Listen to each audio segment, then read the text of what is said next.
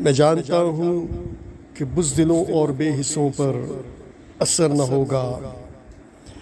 مگر گوارا نہیں ہے میرے ضمیر کو یہ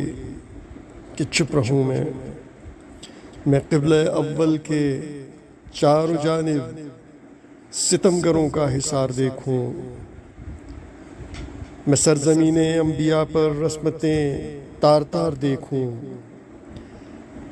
تڑپتے بچوں کو، روتی ماؤں کو ظلم کا میں شکار دیکھوں تو چپ رہوں میں۔ ہمارے حاکم تو خوف کی چادروں کو اوڑھے، بزدلی کی خندقوں میں دب کے بیٹھے لرز رہے ہیں، مگر اس امت کے ہر نفس کا دل دھڑکتا ہے ساتھ ان کے